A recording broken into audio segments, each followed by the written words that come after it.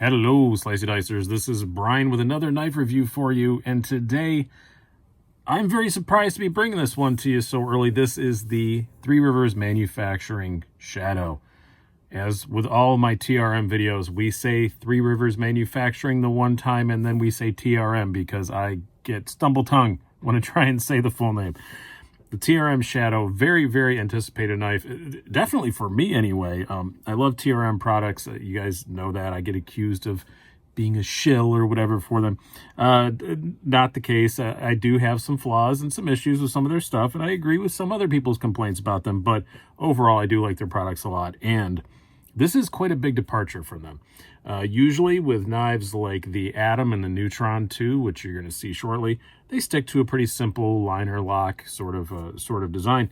No, the Shadow uses what they call the River Lock, which is their version of the now non-patented Benchmade Axis lock. But they have done a lot of different things to it. I do know from looking on their Instagram and their Facebook and stuff, they've been talking about this knife for quite a while. They went through quite a process sourcing springs and things for it. It does run on Omega springs, but not the same kind of Omega springs you see in everything else. They seem to be a lot better. It's just cool to have a fidgety TRM. That's one thing that we never had before. The Atom and the Neutron are great, but they just weren't a lot of fun to play with. Yeah, this one is, and it's pretty brand new. I've only had it for a few days now. Didn't think I was allowed to talk about it at all. Then they said I could bring it up on my Sunday night live stream, so I did. And then today I just messaged them, or last night I should say, I messaged them and said, hey, whenever I'm allowed to do a review on this, let me know. And they said, go ahead, knock yourself out. So I'm doing it. Nick Shabazz is getting one. His is stuck in U.S. Postal Service hell, as we all are. It's like, the 22nd of December, everything is stuck. I have 7 knives stuck out there. So whenever he gets his, he's going to do a disassembly video, so I'm not going to do that because I hate taking apart these Axis style locks. So good on you, Nick. You can have those clicks. I don't need it. This one is running perfectly. I don't really feel a need to take it apart anyway.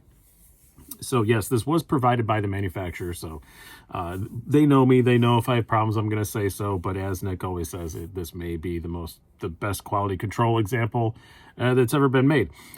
As far as a release date and all that stuff, I do not know. Neither do they. They have not released one yet. That's why I thought I wouldn't be able to review it. I do know that they are working very hard to make sure that they have a large inventory so that when the release date comes, hopefully, I'm not even going to remotely say that everyone's going to be able to get one. I'm sure not. TRM is a very, very small company. They make as many as they can. I'm sure some people are disappointed, but they want to make sure there's a good amount. The last I heard is they might do, they're going to do a few maybe small releases, not just one big giant release. We'll see how it goes. They haven't made a full decision yet, but be patient. I'm going to link down below to the best place you can find to get these. Go to their FAQ section, their facts section on the TRM website. I'm going to link directly to that down below. I'm going to do a little one-sentence blurb, and the next thing right below that in the description will be a link to that fact. So they give dates on when stuff is going to be out. Right now it says TBD for the Shadow, but keep an eye on that. It's not going to be a long time. I'm guessing a month or two. I'm not really sure, but it will be out, and it's $279, which I don't think is that bad, honestly, price-wise.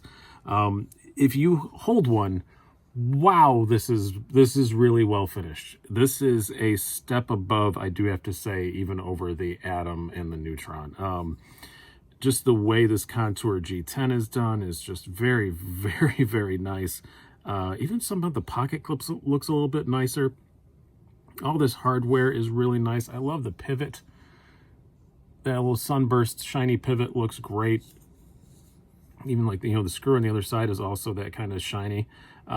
Really nicely done on the lock bar studs. It's just a really well done knife. You can see the G10 is not like the 3 pieces with a backspacer. It's kind of not an integral, but you can see it's just 2 pieces, so there's not like a conventional backspacer on there. A lot of just really cool touches, and it just looks, I can get up really close, it just looks fantastic. It is right hand, left hand, and the River Lock, like the Axis lock, is completely ambidextrous. So this is a totally ambidextrous knife. Initially only launching in this black G10 and with the 20 CV blade, which they always use 20 CV. That's not a surprise.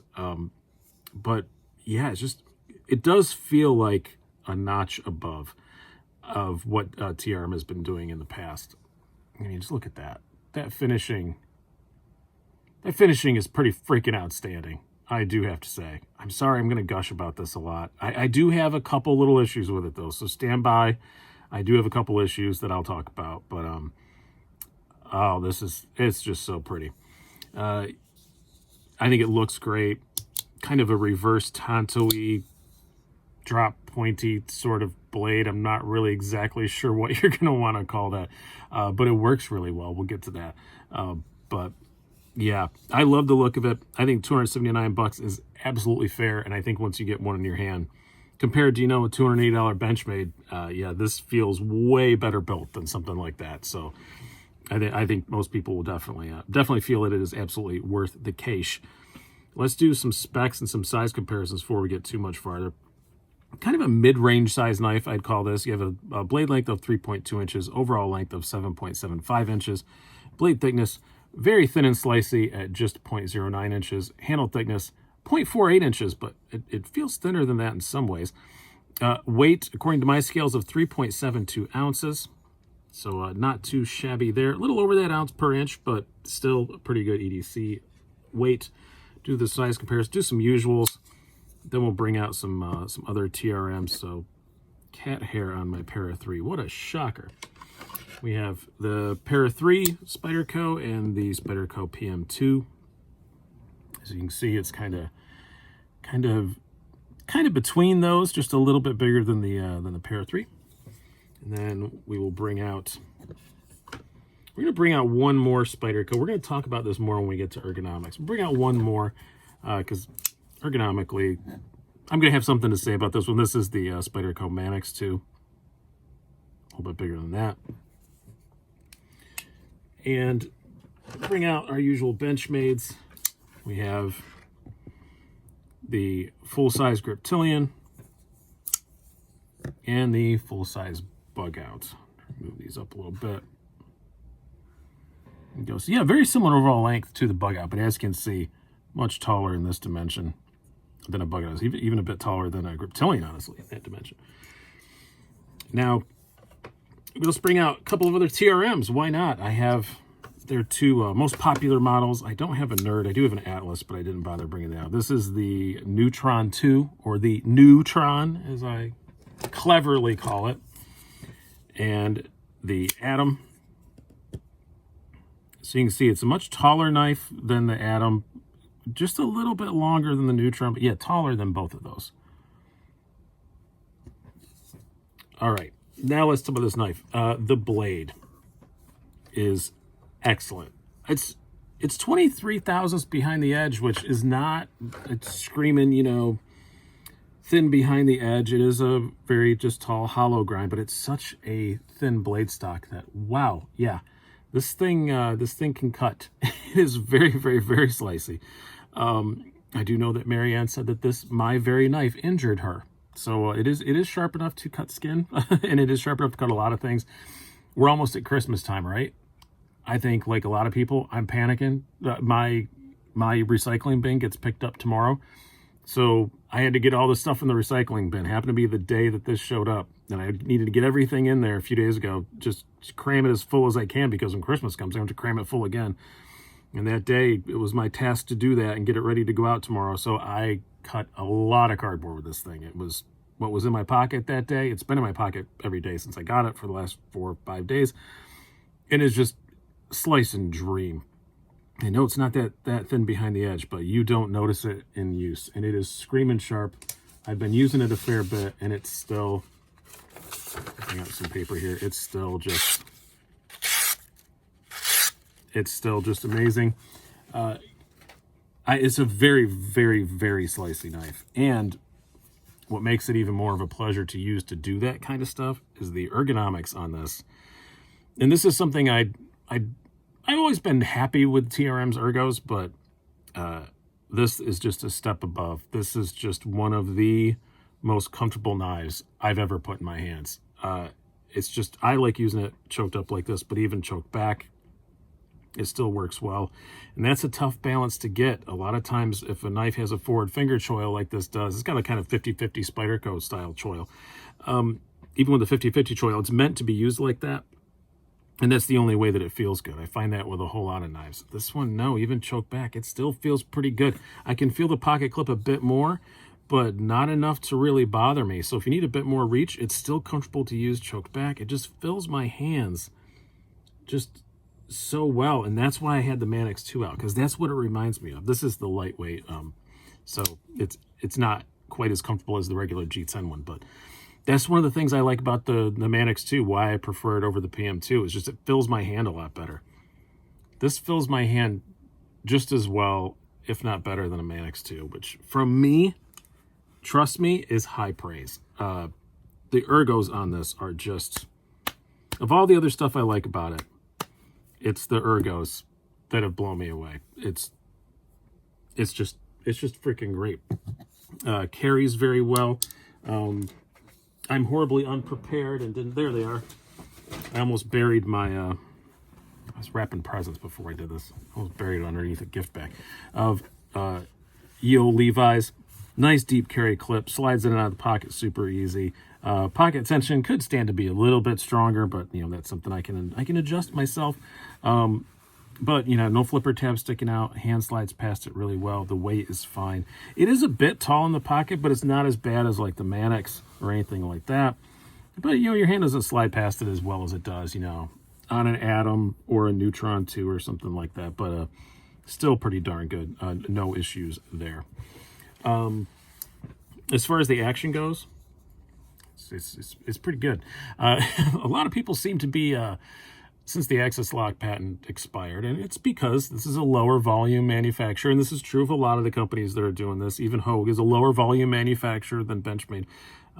In lower volume, you're able to do it a little bit better. And yeah, this is better than an Axis Lock. The spring tension just feels more secure. The lock bar tension feels better.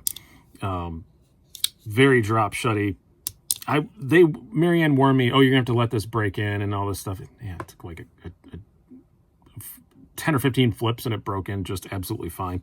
I've not adjusted a thing on it and it's working great. I will say the two little qualms I have with it are related to the action. The one, I'm pretty sure is going to go away because it's gone away a ton since I got it. You can hear a little bit of lock stick.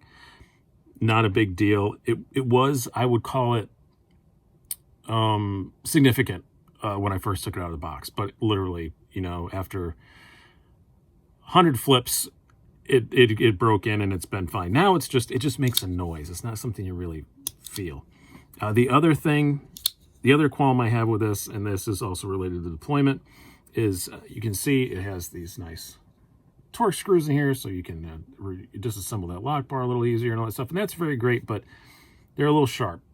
And that was a bit annoying when it had the lock stick. When I first got out of the box, the combination of the lock stick and those sharper screws was a bit annoying, but now that it's broken in, it's not really that much of an annoyance anymore, but I do have to bring it up. If you are opening it, I'm trying to get it on camera, it's be hard.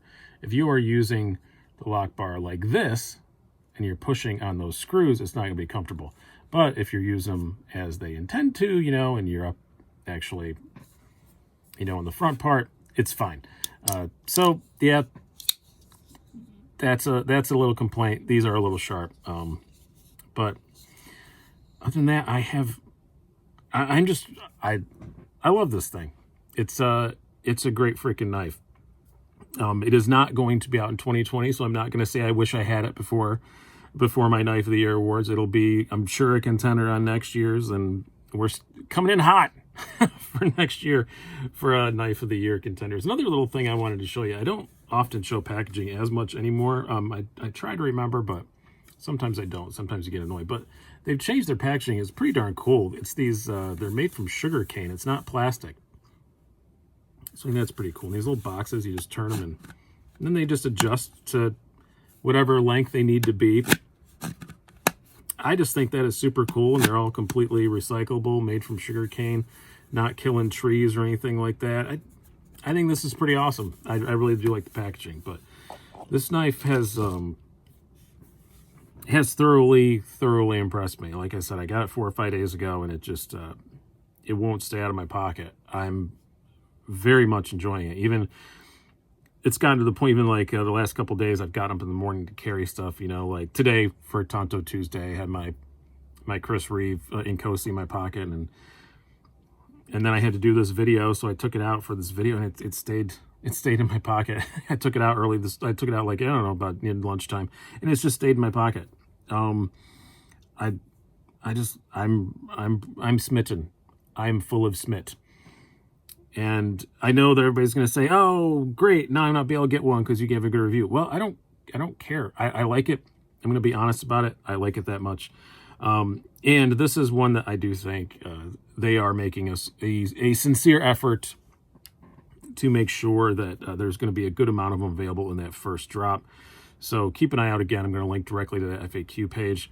And you know what? I've said it 1,000 times. It's like a broken record. People who yell at not just TRM, but other companies for, "Oh, I can't get your stuff. It's gone." Don't you think they would like to make more of them as well? They're not doing it just to make you mad in your mom's basement. They're not doing that. They would rather sell them.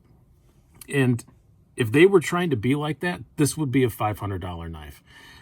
They could charge $500 for this thing, and they still sell out on launch day. And they're not. It's $279. The other ones are, $220, $180, whatever. They're not doing that. Like the ProTech Malibu I talked about yesterday. ProTech could charge $300 for that knife, and it would still sell out on launch day. They're not gouging you. They're just making as many as they are capable of making. So calm down, lay off. Don't go after the company about it. You can be upset that you missed out, but don't go after the company about it. A little rant there at the end of an otherwise joyous video on this Christmas week. So I hope you guys have enjoyed this video. I'm going to continue enjoying this knife. I know since I'm the first one that has one, I am going to be trying to be more responsive down below if you guys have any questions. But don't ask stuff that's in the video, because then I'll get annoyed. Just watch the video first, then ask your questions. Hope you guys have enjoyed this. I've been Brian. Have a good one.